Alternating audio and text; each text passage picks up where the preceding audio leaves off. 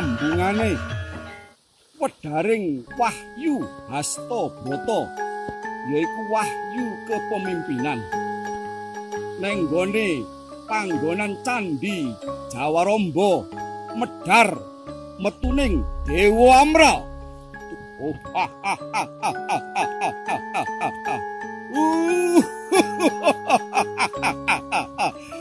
Bojleng Raja Kaya Angkasa Dewaku. Iki awujuding Dewa Amral. Menika to wujuding Dewa Amral. Ini wujudnya Dewa Amral. Kalau di wayang beneran, tempatnya ada di paling ujung buto sing paling gede di sana. Keluarnya satria, namanya Jagal Abilawa atau Bima, yang menjadi cantrik atau menjadi muridnya Dewa Amral.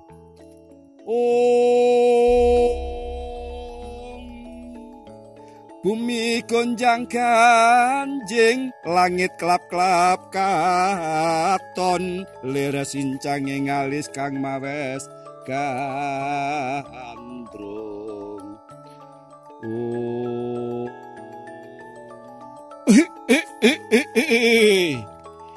Ini yang datang di depanku. Aku nggak pangkling kayak Bima, ya Werkudara, ya Jagal Abilawa. Iya, aku sing teko ning nggone ngarsamu. Aku yang datang di hadapanmu. Datang di hadapanmu. Datangku ke sini neruskan cerita wedarnya Wahyu Hastabrata, ya wahyu kepemimpinan. Iya Bima, tak wedarno Wahyu Hastabrata. Wahyu Hastabrata iku maknane kanggo bekali pemuda-pemudi bangsa, satria-satria yang dipilih oleh negara untuk menjadi pemimpin meneruskan kemakmuran bangsa Indonesia. Melalui sastra-sastra Jawa, melalui sastra-sastra para leluhur kita, salah satu wahyunya namanya Wahyu Hastabrata.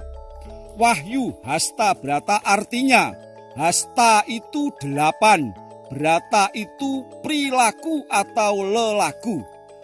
Sedangkan Wahyu Hastabrata itu isinya seorang pemimpin harus meniru 8 sifat ciptaan yang melayang tanpa dipegangi.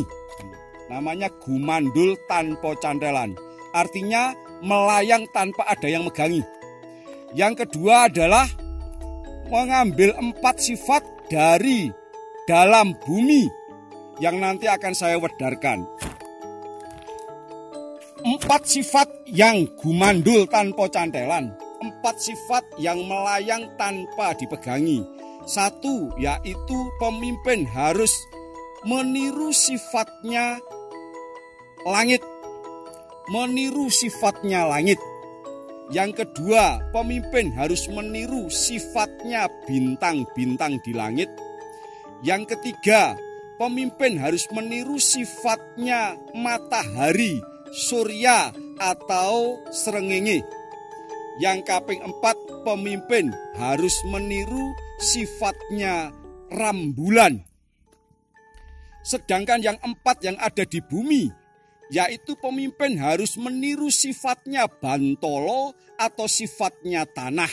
Sifatnya tanah ya sifatnya bumi itu sendiri.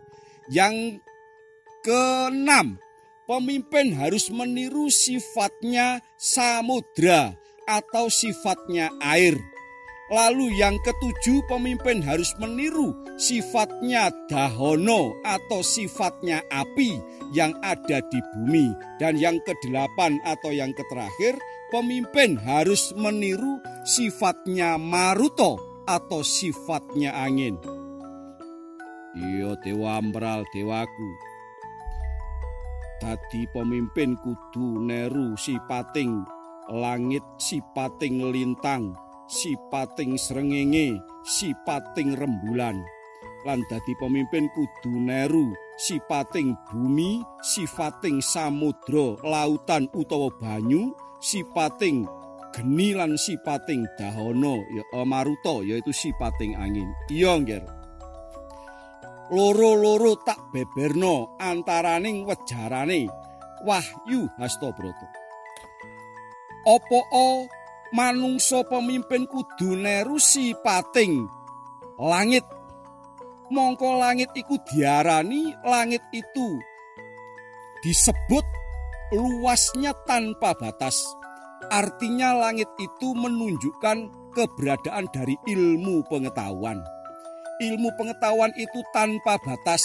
Di atas langit masih ada langit, maka dari pemimpin jangan merasa sombong, merasa bisa sendiri karena luasnya ilmu pengetahuan itulah maka pemimpin harus banyak belajar. Pemimpin harus punya kompetensi, harus punya keahlian dan kemampuan supaya bisa meniru sifatnya berkembangnya ilmu pengetahuan. Iya Dewa Amral, sembah nuwun wis diwejang sipating langit. Ono meneh tambahane nggih. Langit jembar, luas tanpa batas. Artinya seorang pemimpin itu harus jembar hatinya, tanpa batas hatinya, kerja tanpa pamrih.